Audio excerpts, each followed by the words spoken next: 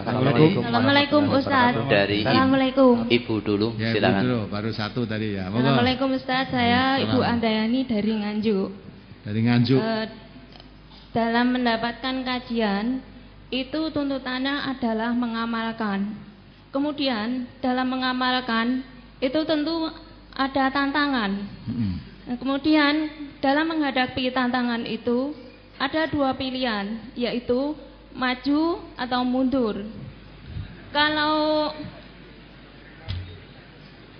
menghadapi tantangan tersebut tidak berani atau mundur, apakah kedudukannya sama dengan orang-orang munafik pada zaman dulu, yaitu diperintah untuk berjihad, dia dengan berbagai alasan tidak mau. Apakah orang yang sekarang ini yang menyampaikan tuntunan tersebut tidak berani? Apakah kedudukannya sama seperti orang munafik tersebut dalam artian celaka? Kemudian tidak berguna ilmu yang dituntut selama ini karena tidak berani mengamalkan. Kemudian yang kedua adalah orang tersebut berani. Kalau orang tersebut berani menghadapi tantangan, kemudian dia mati dalam menghadapi tantangan untuk saat ini, untuk yang seperti dialami warga MTA, sampai dia mati, apakah kematiannya tersebut sama dengan orang yang berjihad seperti di zaman Rasulullah, yaitu balasannya adalah surga? Kalau memang demikian, berarti apakah tidak ada pilihan lain selain berani untuk menyampaikan tuntunan tersebut? Kemudian yang kedua adalah apakah ada tuntunannya seorang wanita mengizinkan suaminya menikah lagi, jaminannya adalah surga? Kemudian yang ketiga adalah saya mempunyai saudara yang dia minta cerai karena suaminya menikah lagi. Padahal suaminya menurut saudara-saudaranya yaitu mampu menafkahi juga berbuat baik. Tapi si istri tersebut tidak bisa membagi perasaannya. Jadi dia rela suaminya menikah lagi, tidak ada permusuhan. Dia perceraiannya dalam keadaan baik. Apakah dia itu dikatakan dolim itu, apakah layak dikatakan dolim? Dia sendiri, saya tidak merasa dolim karena saya memang tidak mampu. Dan sebagai wanita saya menanyakan pada banyak ibu-ibu itu juga, dia tidak bisa Ustadz menjalani seperti itu. Nah, yang ditanya tunggale. Terus? Ya, saya hanya minta jawaban. Wanita yang minta cerai seperti itu, apakah dolim? Kalau dikatakan dolim, berarti apakah ayat tersebut berarti mengharuskan wanita itu mau tidak mau harus mau Ustaz? Padahal di dalam surat An-Nisa ayat 4 tidak ada yang menyatakan bahwa wanita itu mau tidak mau harus mau. Jadi saya hanya menginginkan jawaban, bolehkah wanita tersebut minta cerai dalam keadaan baik-baik? Itu yang belum terjawab sampai saat ini. Kemudian sudah cukup Bu, 3 dulu ya. Ya, terima kasih atas jawabannya. Wassalamualaikum warahmatullahi wabarakatuh.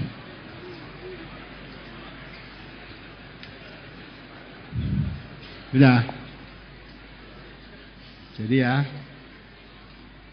untuk mengamalkan hasil kaji kalau di MTA itu sudah terikat janji. Ya, semua yang ngaji di warga MTA yang betul-betul menjadi warga MTA terdaftar sudah terikat janji. Ngaji di MTA sanggup mengamalkan untuk dirinya sendiri, untuk keluarganya dan di tengah-tengah masyarakat. Sebab kalau ngaji dapat ilmu tidak diamalkan, kata Nabi, seperti pohon tidak berbuah, seperti lebah tidak bermadu. Maka ngaji di MTA itu tidak hanya untuk pinter-pinteran debat, harus diamalkan. Nah, kalau diamalkan ada resiko maju tatu mundur tapi lendi. Ya. Nah, apakah kalau tidak mengamalkan termasuk munafik? Kalau tidak mau mengamalkan karena takut risiko tadi, itu tidak lulus ujiannya. Sebab orang yang beriman mesti diuji. Coba dibaca ayatnya. Hasiban nasu ayyutraku ayyaqulu amanna wa hum la yuftanun. Walaqad fatannal ladzina min qablihim. Wala ya'lamannallahu ladzina shadaqu wala ya'lamannal kadzibin. Jadi baca ayatnya. Surat Al-Ankabut ayat 2 dan 3, nomor surat 29. Ahasiban nasu ayyutraku ayyaqulu amanna wa hum la yuftanun walaqad fatannal ladzina min qablihim fala ya'lamannallahu alladzina shadaqu wala ya'lamannal kadzibin. Apakah manusia itu mengira bahwa mereka dibiarkan saja mengatakan kami telah beriman sedang mereka tidak diuji lagi? Dan sesungguhnya kami telah menguji orang-orang yang sebelum mereka, maka sesungguhnya Allah mengetahui orang-orang yang benar, dan sesungguhnya Dia mengetahui orang-orang yang dusta. Ada notnya? Tidak ada. Sudah jelas itu. Kalau orang mengatakan beriman, Allah katakan, apakah kamu mengira bahwa kalau sudah mengatakan beriman amanah, tidak kamu minta saya beriman, tidak akan diuji. Ya, kalau orang mengatakan beriman, apa sudah saya mengatakan beriman langsung masuk surga, tidak mengalami ujian-ujian. Walaqad fatannal ladzina min qablihim. Sungguh Allah telah menguji orang-orang sebelum mereka. Sehingga dengan ujian itu akan tampak siapa yang imannya benar dan siapa yang imannya kadzib. Kadzib itu bohong. Wala ya'lamannallahu alladzina shadaqu, ya, benar, wala ya'lamannal kadzibin. Siapa yang imannya kadzib. Jadi kalau kita mengatakan saya beriman, tunggu ujian dulu. Ya, kalau kamu mengamalkan hasil ucapanmu iman tadi, hasil pantulan hatimu mengatakan beriman, diwujudkan dalam perbuatan, mesti bakal datang ujian. Dan orang-orang dahulu yang mengatakan beriman, ya sudah diuji oleh Allah. Sehingga dengan ujian itu baru tahu kita itu sebetulnya beriman betul atau iman saya itu hanya di lisan saja, di mulut saja. Kadzib, hatinya tidak beriman.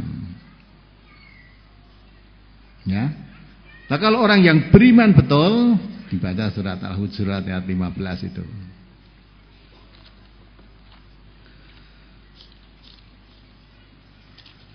Surat Al-Hujurat ayat 15. Innamal mu'minuna alladzina amanu billahi wa rasulihi summa lam yartabu wa jahadu bi amwalihim wa anfusihim fi sabilillah ulaika humus shadiqun. Sesungguhnya orang-orang yang beriman hanyalah orang-orang yang beriman kepada Allah dan Rasul-Nya. Kemudian mereka tidak ragu-ragu dan mereka berjihad dengan harta dan jiwa mereka pada jalan Allah. Mereka itulah orang-orang yang benar. Nah, itu orang benar apanya? Benar imannya. Jadi orang yang beriman itu adalah orang yang beriman kepada Allah dan Rasul-Nya. Innamal mu'minuna alladzina amanu billahi wa rasulihi. Imannya pada Allah dan Rasul-Nya itu disertai tsumma lam yartabu, tidak ragu-ragu. Ya, saya akan mengamalkan ilmu yang sudah saya ketahui karena saya iman pada Allah. Sudah dibayangkan risikonya nanti begini. Ya istilahnya maju tatu mau ya toh. Nah, risikonya begini, sudah terbayang itu. Saya nanti kalau mengamalkan, wah dianggap orang tidak bermasyarakat, dianggap tidak rukun, dikucilkan dari masyarakat, mungkin orang tua saya sendiri juga membenci, itu sudah terbayang itu. Di tengah-tengah masyarakat jahiliyah kok mau mengamalkan Islam, mesti terbayang nanti gek gini lah. Kalau gek itu dituruti, jadi ragu. Maka orang yang beriman betul lam yartabu, tidak ragu-ragu. Apapun risikonya, kalau saya yakin ini benar saya amalkan. Apapun risikonya, kalau itu salah saya tinggalkan. Tidak menurut tuntunan Allah, itu menurut tuntunan Allah dilarang, saya tinggalkan. Nah, akibatnya apa? Apapun yang terjadi saya terima. Ya, karena yakin, karena iman tadi kan. Walaupun risiko-risiko akan datang kepada kita, Allah sudah berjanji di pada surat Al-Maidah itu. Ya, ayat 105 ayat. Alaikum anfusakum la yadurrukum man dhalla idza tataitum. Nah, dibaca itu. Surat Al-Maidah nomor surat 5 ayat 105. Ya ayyuhalladzina amanu alaikum anfusakum la yadurrukum man dhalla idza tataitum. Ilallahi marji'ukum jami'an fayunabbi'ukum bima kuntum ta'malun. Hai orang-orang yang beriman, jagalah dirimu. Tiadalah orang yang sesat itu akan memberikan madarat kepadamu apabila kamu telah mendapat petunjuk. Hanya kepada Allah kamu kembali semuanya, dan Dia akan menerangkan kepadamu apa yang telah kamu kerjakan. Itu jaminan. Allah menjamin la yadurrukum man dhalla idza tataitum. Dengan syarat alaikum anfusakum. Jagalah dirimu. Tentang keimananmu jangan sampai dikotori, dibelokkan. Kamu yakin suatu itu lurus, jaga kelurusan iman itu. Kalau melaksanakan iman yang lurus dalam kehidupan, orang-orang yang dolim mau menyesatkan kamu, mau memadaratkan kamu, la yadurrukum, tidak akan bisa memadoroti kamu.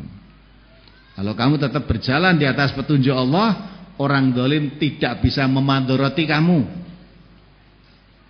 Itu pertama. Yang kedua, jaminan Allah itu kalau betul-betul kita dalam rangka menegakkan agama Allah supaya lurus di muka bumi ini, kita amalkan yang lurus, akidahnya lurus, ibadahnya lurus.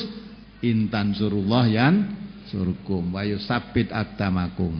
Kalau kamu betul-betul menolong agama Allah, Allah akan menolong kamu dan menguatkan pendirianmu teguh. Walaupun menghadapi risiko, pendiriannya tetap teguh. Nah, itu kalau begitu itu lulus, maka dikatakan oleh Allah ulaika humul mu'minuna haqqan. Coba dibaca surat Al-Anfal ayat 74.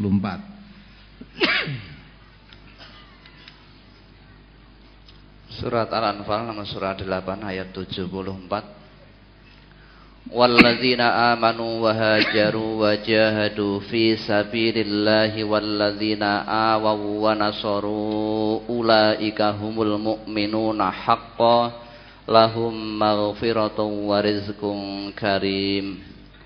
Dan orang-orang yang beriman dan berhijrah serta berjihad pada jalan Allah, dan orang-orang yang memberi tempat kediaman dan memberi pertolongan kepada orang-orang muhajirin, mereka itulah orang-orang yang benar-benar beriman. Mereka memperoleh ampunan dan rezeki yang mulia. Nah, itu kan dijamin. Berhijrah al zaman Rasulullah, mempertahankan iman karena di kampung halamannya ditindas, ditekan sampai hijrah dari Mekah ke Madinah. Dan hijrah juga dikatakan oleh Allah, al-muhajiru, orang yang hijrah itu orang yang meninggalkan apa yang dilarang oleh Allah. Jadi kalau tahu ini larangan yang selama ini kita kerjakan, sekarang kita berani meninggalkan larangan Allah yang selama ini kita kerjakan. Itu juga termasuk orang yang hijrah. Ya, maka orang yang meninggalkan larangan Allah, melaksanakan perintah Allah, walaupun mengandung risiko apa, itu ujian keimanannya. Nah, orang itulah orang yang beriman yang sebenarnya. Jadi tidak usah takut untuk mewujudkan risiko. Memang mesti ada, tidak ada mengamalkan kebenaran tidak ada risiko. Ya, lah risiko itu suatu ujian keimanan. Imanmu benar apa tidak? Kalau Allah tidak usah menguji, sudah tahu. Tapi ujian itu akhirnya untuk diri kita sendiri. Kalau sedang di majlis ini, wah koyone saya jadi orang, nanti akan saya amalkan. Hasil ngaji saya tak amalkan. Lagi di rumah baru akan mengamalkan pleroi mertuanya. Diancam kalau kamu nekat mengamalkan itu tidak boleh tempat di sini, padahal tempat tinggalnya masih nempel pada orang tuanya. Tak usir. Itu bayangannya Kalau diusir saya nanti manggon di mana ini? Nah, gitu kan? Nah, ini di istilah kita di Lampung itu alami. Lampung baru binaan itu. Manten baru diusir oleh mertuanya. Ya, istrinya ditanya, kamu ikut saya apa ikut ayahmu? Akhirnya ikut suaminya. Ya udah pergi tinggal. Nah terus ditampung di mana? Nah maka tidak bisa hidup amalkan Islam sendirian, nggak bisa. Nah, ditampung saudara-saudaranya yang ikut ngaji. Sampai sekarang udah pulang belum itu? Ya, yang diusir orang tuanya itu masih di pengungsian. Nah, masih diusir orang tuanya. Hijrah itu namanya. Nah itu sungguh-sungguh resikonya diusir, tahu itu resikonya. Tapi udah mau cuma diusir dari rumah mertuanya, toh masih bisa tempat-tempat lain. Bumi Allah itu luas. Nah, akhirnya Allah menolong nanti. Kalau udah begitu udah menyerah, mundur, ya, lulus ujiannya. Kalau ujian tidak lulus, Allah tidak akan menolong. Nah, itulah yang kamu tanyakan. Jadi jangan sampai membayangkan ngaji itu penak, ngamalke malah tidak ada resiko, malah didukung oleh mertua, dikasih uang banyak, suruh ngaji terus, malah kayak ke rumah, gawe ke toko. Oh jangan, ya, aku bareng ngaji, tokonya malah diminta, rumahnya diminta oleh orang tuanya, diusir dari situ. Itu sudah dulu Mus'ab, namanya Mus'ab bin Umair, anaknya Umair, orang kaya itu. Ya, karena ikut Nabi Muhammad, ditanya, kamu ikut Muhammad apa ikut bapak? Kalau ikut Muhammad, tinggalkan rumah ini. Kekayaan sekian banyak, nanti siapa yang mewarisi kalau tidak kamu? Tapi kalau kamu ikuti Muhammad, tinggalkan. Kalau kamu ikuti bapak, tinggalkan agama Muhammad. Di rumah kamu ikuti kebiasaan yang dilakukan oleh bapak. Nah, karena iman dia, Musa pamit, ya bapak, agama kami mengajarkan untuk taat pada orang tua. Ya, Nabi Muhammad mengajarkan dalam agama Islam taat pada orang tua. Saya taat kepada bapak. Saya akan memilih salah satu. Saya memilih ikut Nabi Muhammad SAW. Saya tinggalkan rumah ini. Karena taatnya pada orang tua, suruh tinggalkan ya tinggal. Nah, sekarang lagi ya diagar-agari oleh orang tuanya, kalau kamu jadi ngaji sawai ora tak sitot, setatnya kowe ra sida. Itu wis nangis kok ya. Nah kok ngaku iman, ya, imanmu kadzib, bohong imannya. Nah itulah pertanyaan yang pertama. Jadi bukan orang munafik tidak, tapi tidak lulus menghadapi ujian. Kalau tidak lulus menghadapi ujian berarti imannya tidak benar. Kalau misalnya sampai melaksanakan iman atau dibunuh orang misalnya ya, insya Allah mati syahid kan. Kalau mengamalkan tuntunan kok dibunuh, yang membunuh insya Allah masuk neraka. Ya, karena kata Nabi, orang yang membunuh orang Islam tanpa alasan yang benar masuk neraka. Ya, kalau orang Islam sama orang perang, yang membunuh dan yang dibunuh masuk neraka semua. Ya, dan sekarang kalau saya ngaji dibunuh, alasannya apa? Membunuh karena ngaji loh. Ngaji perintah Allah, perintah Rasulullah. Yang paling dicintai Allah itu orang yang ngaji. Ngaji artinya belajar, tidak mengerti jadi mengerti. Khairukum man ta'allamal Qur'an wa 'allamahu. Sebaik-baik kamu itu orang yang belajar dan mengajarkan Al-Qur'an. Lah kok dibunuh? Masuk surga insyaallah. Ini orang yang paling baik. Lah yang membunuh itu masuk neraka.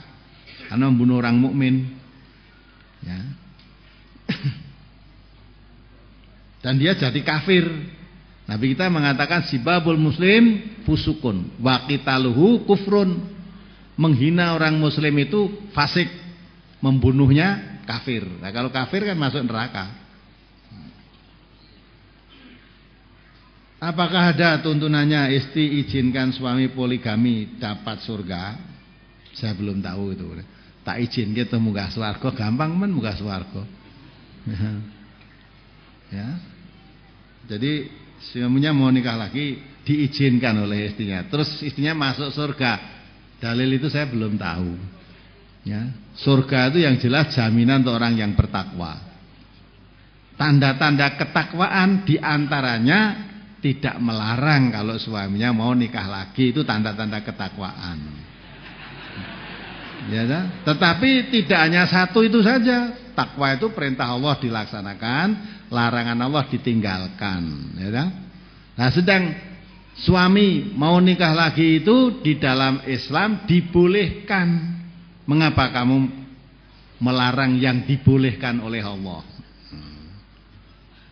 Kalau kamu minta cerai, brosur yang lalu sudah dikeluarkan. Barang siapa istri minta cerai dari suami tanpa alasan yang dibenarkan oleh agama, tidak akan mencium baunya surga. Kok kamu minta cerai apa? Lah suami saya nikah lagi kok. Padahal nikah lagi itu dibenarkan oleh agama enggak? Benar lah, kok minta cerai berarti mintamu cerai tidak dibenarkan oleh agama. Ya kecuali ya, suami saya nikah lagi, tapi dia menterlantarkan aku. Ya, setelah punya istri lagi itu nafkah saya tidak diurus, ya dah? Anak saya tidak diopeni, kesini pun jarang, ya. Saya tidak ngurus lah. Karena tidak mengurusi saya, berarti suami saya itu keberatan punya istri dua. Karena keberatan saya meringankan suami saya, ya, karena dia istri yang kedua, tidak mungkin lah akan minta saya saja lah biar ringan. Daripada saya punya suami tidak diurusi, saya minta cerai. Itu boleh namanya. Dalam minta cerai itu dibenarkan oleh agama, karena tanggung jawab suami tidak dilaksanakan, sehingga istri menjadi menderita. Itu boleh minta cerai karena dijadikan menderita tadi. Tapi kalau suaminya berlaku adil, nafkah ya cukup, nafkah lahir batin cukup, diberi tuntunan agama, adil dan sebagainya, alasan apa lagi?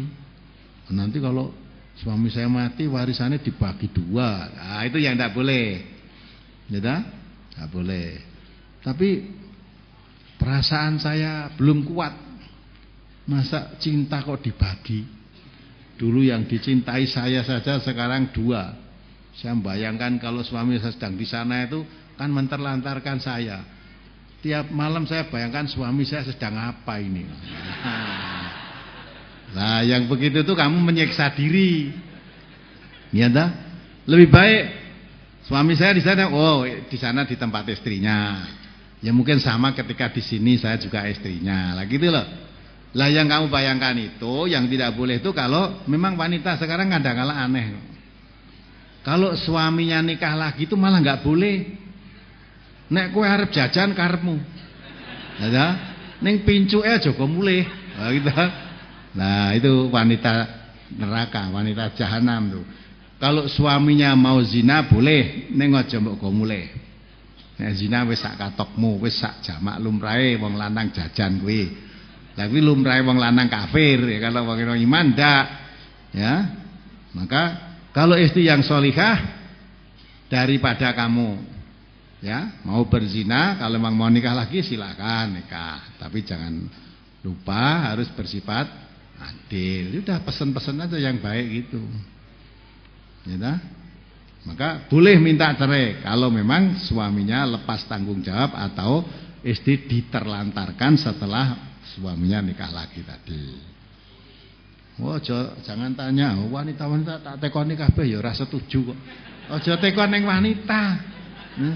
Tekoni pada suami. Coba laki-laki ini setuju gak?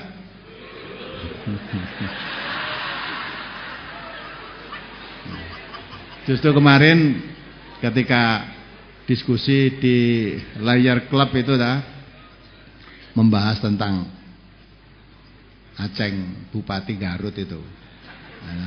Ada orang yang usul ketika itu didatangkan Profesor Imam Masjid Istiqlal itu, ya, juga didatangkan ulama-ulama yang lain. Ada yang usul menyampaikan sebetulnya fitrah laki-laki itu mesti kepengin punya istri lebih dari satu.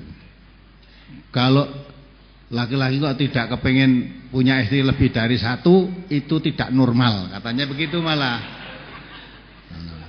Mungkin yang ikut mendengarkan acara itu ya mengerti. Nah terus saudara-saudara yang mempunyai ingin, wah berarti aku normal gitu.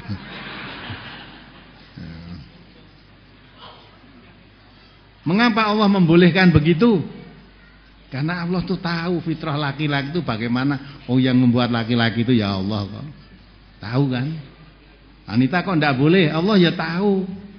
Ya, kalau laki-laki boleh nikah lebih dari satu, kalau perempuan ya boleh, rusak dunia ini. Maka wanita ya tidak boleh bersuami lebih dari satu. Ya. Lebih dari satu. Sebab kalau suami lebih dari satu mesti banyak gegernya. Belum lagi menentukan anaknya siapa. Nah, kalau suami punya istri 5 mesti anaknya semua.